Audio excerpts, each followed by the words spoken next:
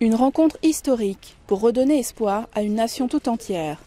La démocratie est l'objectif. C'est l'objectif depuis le début.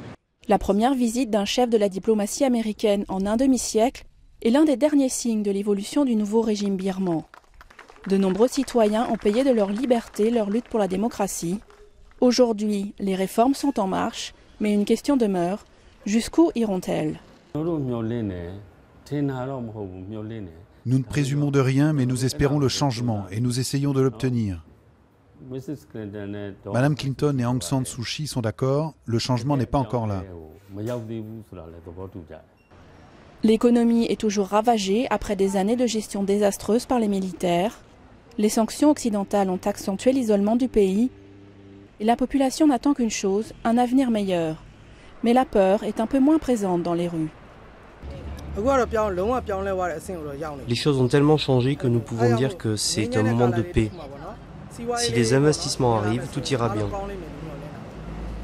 Si nous comparons avec le passé, c'est totalement différent. Nous pouvons parler librement.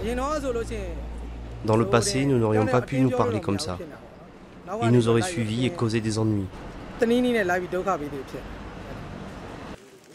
Les anciens généraux sont toujours aux commandes.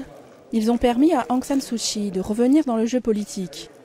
Après des années de résidence surveillée, l'opposante a l'intention de se présenter aux prochaines élections. Mais l'armée s'est accrochée au pouvoir pendant tellement longtemps que son parti reste méfiant.